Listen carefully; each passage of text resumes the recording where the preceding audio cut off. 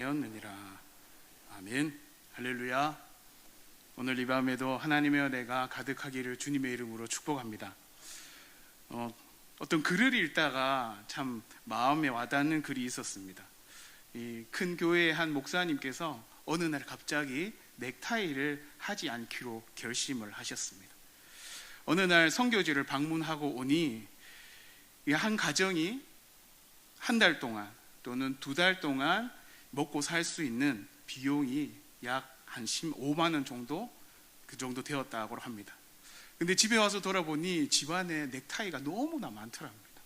30개가 넘는 넥타이가 빼곡히 걸려져 있고, 그 중에 어떤 예쁜 것을 찾아 골라 매고 나아가야 좀 더 담임 목사로서 잘 보여줄 수 있고 또 잘 행할 수 있을까? 근데 과연 이 넥타이 하나를 사지 않으면 그 선교지에서 4인 가구 한 가정이 한 달 또는 2달 동안 그렇게 먹고 살 수 있는, 그것이 이 넥타이와 맞먹는다라는 것을 보고, 과연 그리스도인답게 살아가는 것이, 그리스도인에 맞게 합당하게 살아가는 것이 무엇인가에 대해서 많이 고민하기 시작하셨다고 합니다.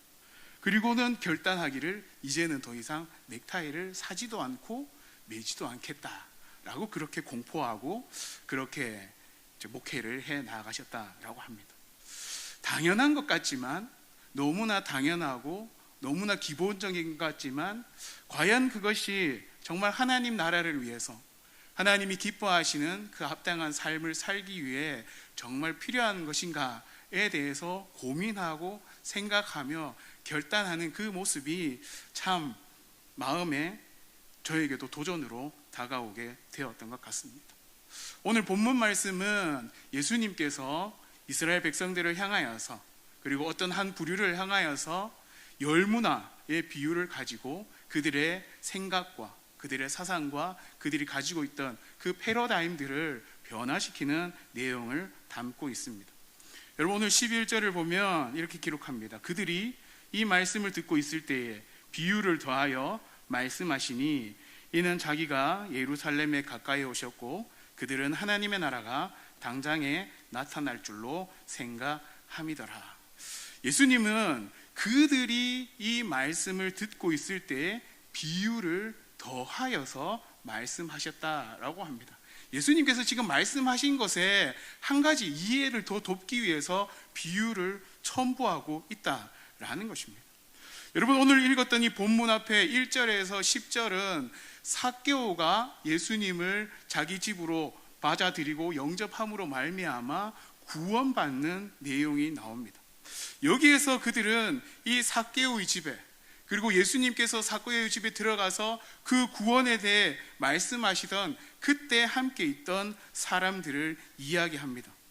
예수님께서 삭개오의 집에 머물기 위하여 들어가셨는데, 예수님께서는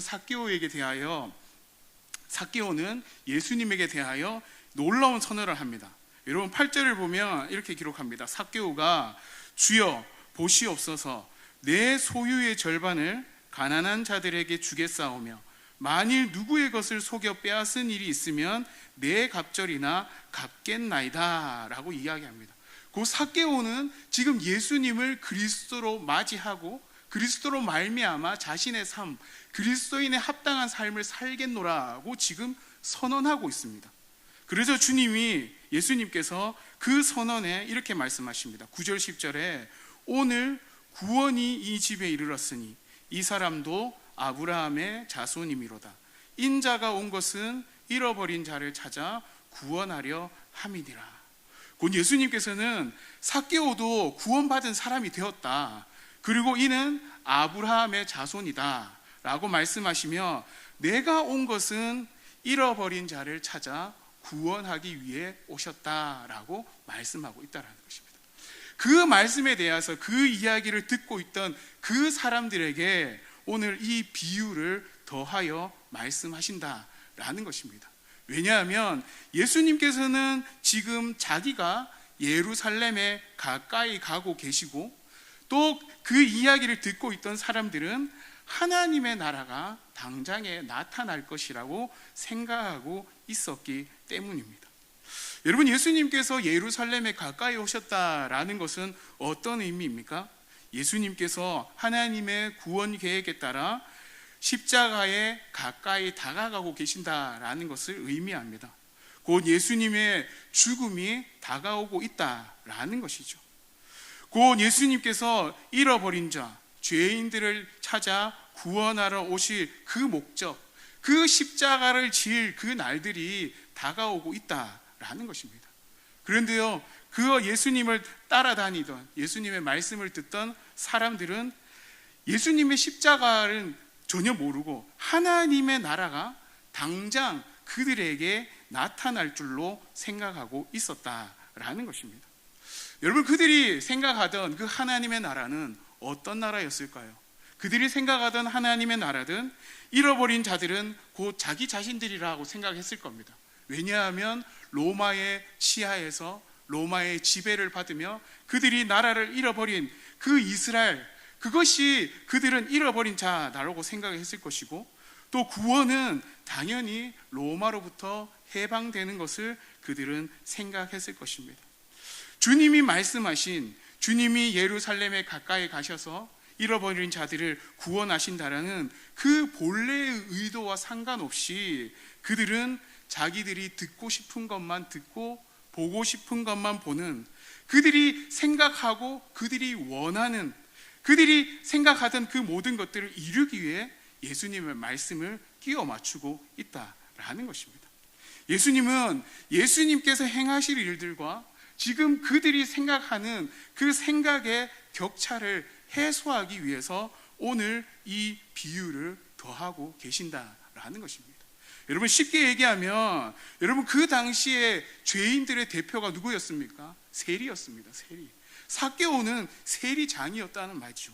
죄인들의 대표격인 삭개오가 구원을 받은 그 장면을 보며 경악했던 그들, 그 반대파들, 그리고 사회적 통념에 사로잡혀 있던 죄인들의 대표, 그들에게 하나님 나라가 어떻게 이루어지는지에 대해서 예수님께서 설명해 주시기 위해 이 비유를 덧붙이고 있는 것이고, 또한 예수님이 걸어오신 그 길을 바라보며 유대인들이 희망하는 바, 로마에서 해방되어지고 로마로부터 자신들의 이스라엘의 나라가 회복될 것을 기대하고 소망하는 그들의 그 마음이 틀렸다라는 것을 이 비유를 통해서 오늘 예수님께서 말씀해 주고 있다라는 것입니다. 오늘 이 더해지는 이 비유를 우리가 살펴보면서 우리가 하나님의 은혜와 우리의 삶을 다시 한번 돌아볼 수 있기를 원합니다. 여러분, 다시 한번 설명을 해드리면 12절은 왕위를 받으러 가는 귀인에 대해서 설명하고 있습니다. 그리고 13절은 종에 대해서 이야기하고 있고 14절은 백성들에 대해서 이야기합니다. 그리고 15절에서 26절은 다시금 종들에 대해서 이야기하고 있고 27절은 백성들에 대해서 이야기하고 있습니다.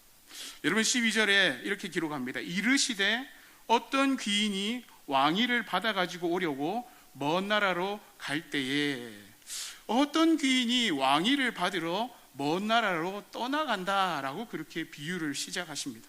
근데 여러분, 이 이야기는 예수님께서 유대인들이 딱 들으면 알 수 있는 내용을 비유로 설명하고 있는 것입니다. 여러분, 예수님께서 태어나실 당시에 마태복음 2장 1절에 예수님께서 태어나실 당시에 이스라엘을 다스리던 왕은 헤롯 왕이었습니다. 그리고 이 헤롯 왕은 동방박사를 통해서 예수님이 탄생하셨다라는 이야기를 듣고 2살 이하의 모든 아이들을 죽이게 됩니다. 그리고 나서 마태복음 2장 22절에 보면 이 헤롯 왕이 죽은 뒤에 그의 아들 아켈라오가 왕위를 받게 됩니다. 마태복음 2장 22절에 보면 아켈라오가 그의 아버지 헤롯을 이어 유대의 임금됨을 듣고 거기로 가기를 무서워하더니 라고 기록하고 있습니다. 요셉과 마리아가 예수님을 낳고 나서 그들의 헤롯과 헤롯의 아들이 얼마나 폭정이 심하고 얼마나 악했는지 다시금 돌아가기를 두려워했다라고 이야기하고 있는 것이죠. 여러분, 오늘 이 귀인이 왕위로 떠나는 이 내용은 당시 유대인들이 잘 알고 있는 내용이라고 말씀드렸습니다. 여러분, 당시 헤롯 왕이 죽고 나서 그의 아들 아켈라오가 아버지의 뒤를 이어 왕위를 받아야 됩니다. 근데 여러분, 이스라엘은 지금 로마의 속국입니다. 함부로 왕위를 이어받을 수 없다라는 것이죠. 로마의 지배를 받고 있었기에 왕위를 이어받기 위해서는 이 아켈라오가 로마의 황제에게 가서 왕위를 인정받고 그 인정받음으로 돌아와야지만 그 왕위를 이어갈 수가 있게 되는 것입니다. 그런데요, 여러분, 14절에 보면 이렇게 기록합니다. 그런데 그 백성이 그를 미워하여 사자를 뒤로 보내어 이르되 우리는 이 사람이 우리의 왕됨을 원하지 아니하였더라 라고 그렇게 기록합니다. 헤롯의 아들이었던 아켈라오가 헤롯이 죽자 아버지 왕위를 계승하기 위해 로마로 갔을 때에 유대인들은 우리는 반대한다, 우리는 받아들일 수가 없다 라고 하며 50인의 대표를 로마로 보내었습니다. 그리고 아켈라오가 왕위를 이어받는 것을 거절했습니다. 왕위를 이어받지 못하도록 그들은 수를 썼지요. 하지만 로마 황제는 아켈라오에게 다스릴 수 있는, 이 일로 말미암아 다스릴 수 있는 권한은 주었지만 왕위는 주지 않았습니다. 유대와 사마리아의 통치는 인정해 주지만 잘 다스린다면 내가 너에게 왕위를 주겠다라고 그렇게 약조하고 돌려보내게 됩니다. 결국 이 아켈라오가 유대와 사마리아의 분봉왕이 되어 이스라엘로 돌아오고 그 이 일을 알 이 아켈라오는 유대인 8,000명을 잔인하게 학살하기 시작합니다. 그래서 27절에 보면 이렇게 기록하죠. 내가 왕됨을 원하지 아니하던 저 원수들을 이리로 끌어다가 내 앞에서 죽이라 하였느니라. 곧 이 이야기를 예수님께서 말씀하실 때에 귀인이 왕위를 받으러 떠나간다라는 이 이야기를 풀어내실 때에 이 유대인들은 이 이야기를 듣고 그들에게 어떠한 일들이 있었는지, 역사적으로 그들이 어떠한 일을 행했는지를 그들이 듣고 기억할 수 있게 되었다라는 것입니다.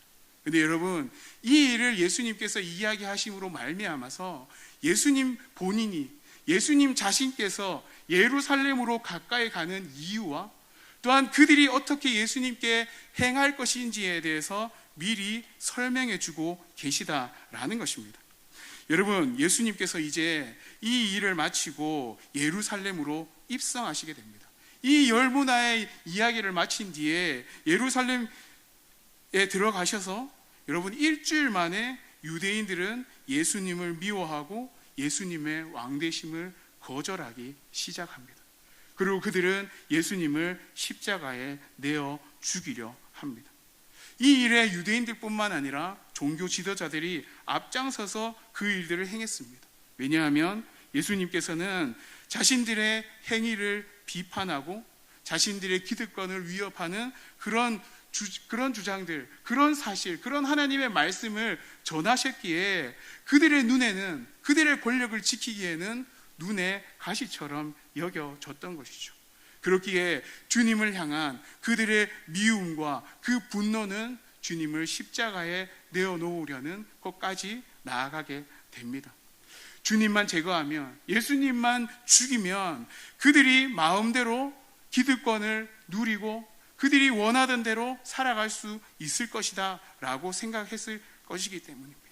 또한 군중들도 마찬가지죠. 군중들도 예수님께서 자신들에게 로마의 압제에서 벗어나게 해주실 것이다, 구원해 주실 것이다 라고 생각했는데 막상 그것이 아니자 그들은 분노하게 되고 그들은 소리 높여 외치게 되고 그들은 예수님을 십자가에 못 박으라 말합니다. 여러분, 이 일들이 누가복음 23장에 그대로 나타납니다. 여러분, 이들이 예수님을 고발한 뒤에 빌라도가 뭐라고 얘기합니까? 누가복음 23장에 보면 내가 아무리 찾아봐도 내가 이 너희가 고발한 이 예수에게서 어떤 죽일 죄도 찾지 못하였다. 그래서 내가 잠시 때리고 놓아주겠다라고 이야기합니다. 그러자 유대인들이 뭐라고 합니까? 무리가 일제히 소리질러 이르되 이 사람을 없이 하고 바라바를 우리에게 놓아주소서라고 요청합니다. 그자 빌라도는 다시 한번 이야기합니다. 내가 아무리 이 예수에게서 무슨 일을 찾고자 하여도 이 사람이 악한 일을 하지 않았고 죽일 죄를 찾지 못하였다. 그러니 나는 이 사람을 때려서 놓아줄 것이다 라고 하지만 그들은 여전히 계속해서 예수를 십자가에 못 박아 죽여달라, 예수를 십자가에 못 박게 허락해달라, 그렇게 얘기하고, 여러분 누가복음 23장 23절에 보면 이렇게 기록합니다. 그들이 큰 소리로 재촉하여 십자가에 못 박기를 구하니 그들의 소리가 이긴지라.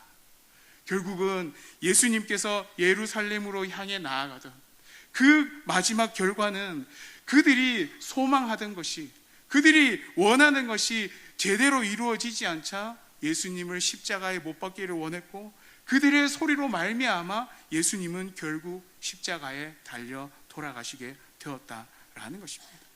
여러분, 어떻게 보면 되게 안타까운 이야기일 수 있지만 하나님은 정말 대단한 분이신 것이 맞습니다. 그 군중들의 외침과 그 군중들의 성냄과 군중들의 그 요구로 말미암아서 예수님께서 십자가에 달려 돌아가시게 되었습니다. 그리고 그 십자가에 달려 돌아가심으로 말미암아, 그 죽으시고 부활하심으로 말미암아 예수님께서 진정한 왕으로 등극하시게 되는 그 사건이 펼쳐지게 되는 것입니다. 여러분, 이스라엘 백성들은 아켈라오의 사건을 통해서 이 이야기를 들을 때 그들이 반대하고 그들이 내어놓았던, 그들이 버리려고 했던 그 왕을 예수님께서 말씀하시로 말미암아 예수님께서 앞으로 되어질 일들에 대해서 미리 알려주시고, 그 되어질 일들로 말미암아 예수님께서 진정한 왕으로 찾아오시며 진정한 왕으로 등극하시게 되는 것을 우리에게 미리 설명해 주고 계신다라는 것입니다. 결국은 이 이야기의 끝은 무엇입니까? 예수님을 왕으로 믿지 못하고 예수님을 왕으로 받아들이지 못하고 예수님을 거부했던 그들은 27절에 내가 왕됨을 원하지 않던 저 원수들을 이리로 끌어다가 내 앞에서 죽이라 하였느니라. 결국 예수님을 믿지 않던 그들은 심판받게 되고, 결국 예수님을 받아들이지 않던 믿음이 없는 자들은 결국 심판으로 종말을 맞이하게 된다라는 것을 이야기하고 있습니다. 이것이 오늘 본문에 나타나는 백성들의 결론입니다. 근데 여러분, 이 이야기에 종들의 이야기가 삽입되어져 있다라는 것입니다. 이 종들의 이야기는 예수님께서 재림하실 때, 예수님께서 왕으로 다시 찾아오실 때에까지 믿는 자들은 어떻게 살아야 하는지에 대해서 설명하고 있는 것입니다. 여러분, 그것을 위해서 예수님께서 열 문화를 가지고 설명하고 계십니다. 여러분, 예수님은 귀인입니다. 여기에서 말하는 귀인입니다. 그리고 먼 나라는 하나님의 나라를 설명합니다. 그리고 그 나라의 통치자이신 하나님이 계신 곳을 설명하고 있습니다. 귀인이 먼 나라로 간 이유는 왕위를 물려받기 위해서입니다. 그리고 왕위를 물려받는다라는 것은 통상적으로 아들이 물려받는 것이죠. 곧 예수님은 자신이 하나님의 아들이시며 자신이 왕이라는 것을 설명하고 계십니다. 그리고 예수님께서 왕이 다시 오신다라는 것은 예수님께서 이 땅에 재림하실 것을 설명하고 있는 것이죠. 여러분, 13절에 이제 예수님께서 재림하실 때까지 그들에게 무엇을 말씀하셨는가? 13절에 그 종 열을 불러 은화 열문화를 주며 이르되 내가 돌아올 때까지 장사하라 하니라. 여러분, 주인과 종의 관계입니다. 종은 주인의 명령에 순종해야 하는 것이죠. 귀인은 떠날 때에 아무런 대책 없이 떠나지 않았습니다. 그곳으로 가서 왕위를 받아 돌아올 때까지 10명의 종에게 열문화를 쥐어주며 자신의 가업, 자신의 모든 사명들을 맡기고 갔습니다. 여러분, 여기에 문화는 100드라크마에 해당하는 금액입니다. 여러분, 한 드라크마는 그 당시 하루 품삯이었습니다. 곧 100일치의 임금을 10명의 종에게 한 문화씩 나눠주고 그들에게 나눠주며 자신이 돌아올 때까지 그것을 미천 삼아 장사하라라고 그렇게 말씀하셨죠. 여러분, 장사의 목적은 무엇입니까? 장사는 이윤을 남기는 것입니다. 곧 이윤을 남김으로 말미암아 이 장사를 통해서 이윤을 남길 것을 이 주인이 기대하고 그리고 그들에게 명령하며 그들에게 맡기고 떠났다라는 것입니다. 여러분, 이것을 우리가 크게 설명하지 않아도 될 것 같습니다. 여러분, 이 문화는 각자에게 나눠준 문화는 각자에게 주신 은사나 재능을 의미하는 것일 것입니다. 그리고 장사하라라는 것은 그 은사와 재능을 최대한 활용하여 이윤을 남겨라, 곧 열매 맺는 삶을 살아라 라는 뜻일 것입니다. 더 구체적으로는 주님이 우리에게 말씀하셨던 제자들에게 모든 민족을 제자로 삼아 자신이 분부한 모든 것을 가르쳐 지키게 하도록 하는 것, 그것이 우리에게 사명이고 우리에게 맡겨진 문화라고 할 수 있는 것이죠. 그것처럼 그들에게 10명의 종에게 한 문화씩 공평하게 그들에게 나누어 주었다라는 것입니다. 그들에게 이 문화를 나누어 준 뒤에 그들에게 예수님은 이렇게 문화를 나눠주고 그들에게 원하는 것은 그들이 예수님께서 돌아온 뒤에 은하를 나누어 준 종들이 각각 어떻게 장사를 하였는지 알고자 한다라는 것입니다. 여러분, 첫 번째 종은 주인의 한 문화로 10문화를 남겼다라고 합니다. 그리고 주인은 잘하였다 착한 종이여 라고 말하며 내가 지극히 작은 것에 충성하였으니 열고울 권세를 차지하라 라고 합니다. 두 번째 종도 주인에게 나와 한 문화로 5문화를 만들었습니다 라고 합니다. 그리고 주인은 그에게 동일하게 잘하였다라고 칭찬하며 5고울을 차지하는 권세를 주었습니다. 충성된 종들은 이윤을 남겼다라는 것을 우리는 쉽게 알 수 있습니다. 장사에 도가 트여서가 아니라 주인의 말씀에 충성된 종들이 이윤을 남길 수 있다라는 것을 우리에게 보여주고 있는 것이죠. 그런데 여러분, 오늘 우리가 주목해야 하는 것은 이 종들의 반응입니다. 16절을 보면 그 첫째가 나와 이르되 주인이여 당신의 한 문화로 10문화를 남겼나이다. 18절은 그 둘째가 와서 이르되 주인이여 당신의 한 문화로 5문화를 만들었나이다. 주인이여 당신의 한 문화로 10문화를 남겼나이다. 여러분, 여기에 당신의 한 문화라는 것은 이 문화의 소유가 주인에게 있다라는 것을 의미합니다. 내가 주인에게 받지 않았다라면 이 문화가 내 손에 들어올 수 없었고 내가 장사를 할 수 없었다라는 것을 말하고 있는 것입니다. 그 쉽게 얘기해서 주인의 은혜로 말미암아 주인의 베푸심으로 말미암아 내가 이런 이익을 남길 수 있었습니다 라는 종의 겸손한 태도를 보이고 있는 것이죠. 또한 남겼다라는 것은 더 추가하여 무엇을 남겼다라는 의미를 가지고 있는 것입니다. 이것은 자기가 충성되어야 한 것도 맞지만 자기가 이익을 남길 수 있는 이유는 곧 주인이 나에게 은혜를 베푸셨기에 이 문화를 나에게 맡겨주셨기에 내가 남길 수 있었습니다 라는 의미를 가지고 있는 것입니다. 곧 이 종의 고백에는 자신의 노력도 열심히 했지만 주님의 은혜, 주인의 은혜, 그 은혜로 말미암아 내가 이 일을 할 수 있었습니다 라는 충성되고 겸손한 모습을 보여주고 있다라는 것입니다. 그렇게 주인에게 반응하는 이 종들에게 주인이 반응하는 것이 주인이 이르되 잘하였도다. 그리고 고울의 권세를 차지하라 라고 말하고 있는 것이죠. 곧 충성스럽게 자기에게 부여된 그 사명을 감당한 종들에게는 주인의 칭찬과 더불어 그 노력에 합당한 권세를 그들에게 부여하고 있다라는 것입니다. 그들이 노력한 것에 대한 합당한 보상을 그들에게 주고 있다라는 있다라는 것입니다. 여러분, 여기에서 권세를 차지하라라는 이 말은 단순히 지금 현재 잠깐 누리는 것을 말하는 것이 아니라 네가 수고한 만큼 내가 너에게 권세를 줄 것인데 이것은 영원히 변하지 않고 네가 그 권세를 계속적으로 차지하고 누리게 될 것이다 라는 것을 말하고 있는 것입니다. 여러분, 우리가 하나님께서 우리에게 맡겨주신 문화, 각자에게 공평하게 나눠주신 은혜와 구원과 그리고 우리가 삶을 살아가야 할 그 책임감들이 우리에게 주어졌습니다.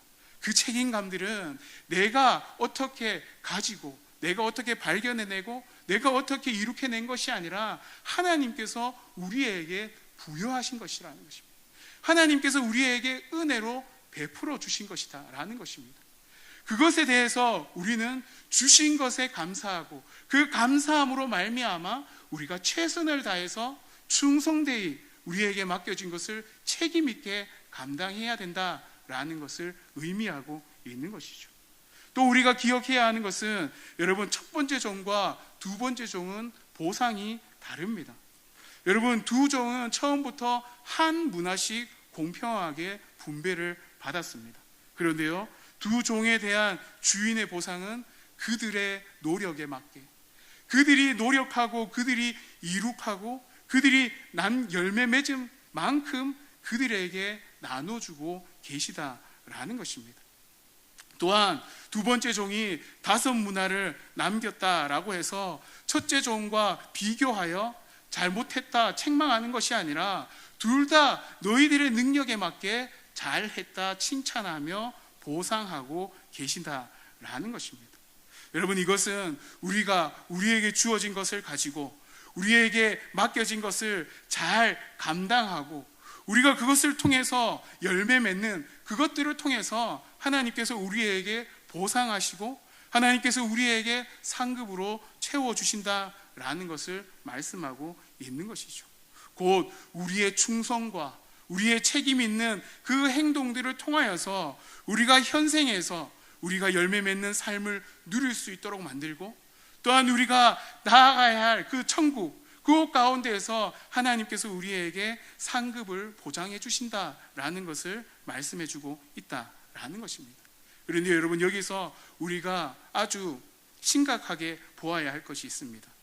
한 종이 주님께 나옵니다. 여러분, 20절 21절을 보면 이렇게 기록합니다. 주인이여 보소서, 당신의 한 문화가 여기 있나이다. 내가 수건으로 쌓아 두었었나이다. 이는 당신이 엄한 사람인 것을 내가 무서워함이라. 당신은 두지 않은 것을 취하고 심지 않은 것을 거두나이다 라고 이야기하고 있습니다. 한 종은 한 문화를 받았습니다. 그런데 그 문화를 가지고 수건에 잘 싸두었다라고 이야기합니다. 잘 싸둔 이유가 우리 주인은 엄하고 무서운 분이기 때문에 내가 그 엄하고 무서움에 어떻게 할 줄 몰라서 무서워서 내가 이것을 어떻게 하지 못하고 잘 싸두었다라고 이야기합니다. 여러분, 이야기는 쉽게 이겁니다. 혹 내가 잘못해서 손해가 날까 하여, 혹 내가 이것을 잘못해서 다 잃어버릴까 하여, 혹 주인이 엄한 사람이고 무서운 분임을 내가 알기 때문에 나를 혼낼까 두려워서 내가 어찌하지 못했습니다. 잘 보관하고 있었습니다 라고 그렇게 이야기하고 있습니다. 내가 돈의 주인도 아니고 내 것도 아닌데 위험성을 가지고 내가 이것을 위해서 어딘가에 사용하고 어딘가에 투자하지 않았습니다. 그냥 그대로 잘 가지고 주인이 오셨기 때문에 내가 주인에게 돌려드립니다 라고 그렇게 이야기하고 있는 것입니다. 여러분, 이 종은 잘한 종입니까? 잘한 종이 아닙니다. 이 종에 대해서 예수님께서는 악한 종이라고 말씀합니다. 종은 자신이 일하지 않았음에 대해서, 열매 맺지 않았음에 대해서, 이윤을 남기지 않았음에 대해서 변명하고 있다라는 것입니다. 여러분, 주인이 무섭고 주인이 두렵다라면 그 주인의 명령과 그 주인이 부탁한 일에 더 충성되이 행해야 하는 것이 맞을 겁니다. 그런데 이 종은 게으름으로 일관했다라는 것입니다. 주인이 왔을 때 변명하기에 급급했다 된다라는 것입니다. 그러자 이 주인이 뭐라고 이야기합니까? 22절 23절에 악한 종아, 네가 네 말로 너를 심판하노니 너는 내가 두지 않은 것을 취하고 심지 않은 것을 거두는 엄한 사람일 줄로 알았느냐? 그러면 어찌하여 내 돈을 은행에 맡기지 아니하였느냐? 그리하면 내가 와서 그 이자와 함께 그 돈을 찾았으리라 하고, 그 이후에 10문화 가진 종에게 이 한 문화까지 넘겨주게 되는 것을 우리는 보게 됩니다. 여러분, 첫 번째 종, 두 번째 종, 주인의 명령에 따라 자신이 맡은 사명 충실히 감당했고 그 사명에 의해 이윤을 남겼습니다. 그리고 그것에 대해서 많으나 적으나 자신들이 충성되이 감당한 그것으로 말미암아 주인에게 칭찬을 받았습니다. 하지만 이 마지막 악한 종은, 주인이 맡겨주신 그 사명이 있음에도 불구하고 주인을 엄하고 무섭다라는 핑계로 그 사명을 감당하지 못했습니다. 감당하지 않았습니다. 게으름과 게으름으로 그 일을 내팽개쳐 버렸습니다. 지금으로 얘기하면 이런 겁니다. 바빠서 못했습니다. 할 일이 너무 많아서 못했습니다. 제 먹고 살기도 힘든데 주님의 일을 어떻게 감당할 수 있겠습니까? 저는 이것도 해야 되고 저것도 해야 되고 주님의 일을 하기에는 시간이 없습니다. 그냥 내가 구원받은 것으로 만족하고 그 구원받은 이후의 삶은 내가 지금 바쁘기 때문에 좀 천천히 하도록 하겠습니다 라고 하는 것과 똑같다라는 말입니다. 여러분, 오늘 이 이야기에 두 가지 이야기, 백성들은 왕으로 예수님을 맞이하지 못하는 이 백성들은 결국에 예수님을 믿지 않음으로 말미암아 심판에 처하게 됩니다. 그런데요, 주인으로 모시고 주인의 명령을 받아 주인의 뜻대로 살아가고자 하는 종들은 또 나누어지게 된다라는 것입니다. 그 주인의 명령에 그 사명감을 가지고 충성되이 헌신하고 책임감을 가지고 달려나아가 열매 맺는 그들이 그 열매 맺는 것을 보상으로 받게 되고, 또한 상급을 그들이 받게 되며 또한 칭찬까지 받게 되는 은혜를 누리게 된다라는 것입니다. 하지만 맡겨주신 그 사명 감당하지 못하고 게으름으로, 핑계로, 변명으로 일관했던 이 악한 종은 자신이 받을 수 있는 은혜조차도 받지 못하고 빼앗겨버리는 결과를 낳게 되는 것을 우리에게 보여주고 있는 것입니다. 여러분, 예수님께서 이 악한 종이 이 한 문화를 가지고 열매를 맺지 못했다고 한들 예수님께서, 그 주인이 이 종에게 책망하고 질책했겠습니까? 아닐 것입니다. 이 종이 책망받고 질책당하는 이유는, 자기가 가진 것도 빼앗기는 이유는 이 주인이 어떤 사람인지 알지 못했다라는 것이고, 그 주인의 마음을 깨닫지 못하고 오히려 자기가 생각했던 대로, 자기가 판단했던 대로 주인을 생각하고 자기가 원하는 대로 행동함으로 말미암아 이 모든 것들을 수건에 고이 싸두고 아무것도 하지 못했다라는 데 문제가 있는 겁니다. 여러분, 오늘 이 말씀이 우리에게 주는 교훈은 무엇입니까? 여러분, 주님이 우리에게 맡겨주신 일, 그 맡겨주신 일 잘할 수도 있고 못할 수도 있다라는 것입니다. 하지만 중요한 것은 하나님의 뜻대로 그리스도께서 우리의 왕으로 오셔서 우리에게 맡기신 일이 있다면 그 맡기신 일에 우리가 충성되이 책임감을 가지고 그 일에 임해야 한다라는 것을 말씀하고 있는 것입니다. 그리고 내가 책임감을 가지고 충성되이 그 일을 행할 때에 모든 것이 합력하여 선을 이루시는 그 하나님께서 우리에게 열매 맺는 그 삶을 허락하시고 더 많은, 더 풍성한 하늘의 은혜와 하늘의 상급을 우리의 삶 가운데 부어주신다라는 것을 기억하시고, 오늘의 삶 가운데 나에게 맡겨주신 그 삶이 있다면 이런 핑계 저런 핑계가 아니라 어떠한 상황과 형편 가운데에서라도 주님이 나의 주인 되신다라면, 예수님께서 나의 왕, 나의 그리스도가 되신다라면 그것을 믿음으로 의지하여 내가 주님 주신 그 사명 잘 감당할 때에 내가 나의 노력과 나의 모든 그 삶의 여정들로 얻는 것보다 하나님께서 우리의 삶에 보상해 주시고 우리의 삶의 풍성히 채워주시고 우리의 삶의 은혜로 가득하게 해주시는 분이 바로 나의 왕, 나의 그리스도, 예수 그리스도라는 것을 기억하시고 우리의 남은 인생 그렇게 살아가실 수 있는 저와 우리 모든 성도님들 될 수 있기를 주님의 이름으로 간절히 축복합니다. 여러분, 28절을 보면 이렇게 기록합니다. 읽진 않았지만 예수께서 이 말씀을 하시고 예루살렘을 향하여 앞서서 가시더라. 여러분, 예수님께서 예루살렘을 향하여 십자가를 향하여 걸어가시는 그 당당한 발걸음이 보이십니까? 예수님께서 죽임 당할 것을 아심에도 불구하고 당당하게 예루살렘으로 걸어가고 계시다라는 것입니다.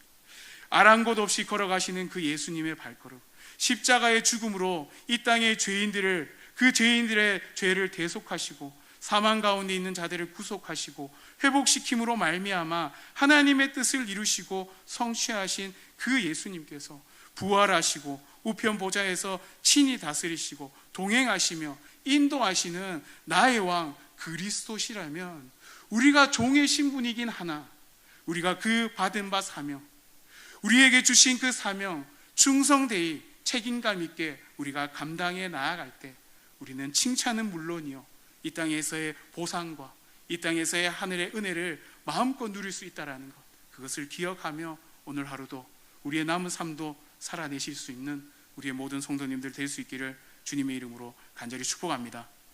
기도하도록 하겠습니다. 사랑의 하나님, 감사합니다.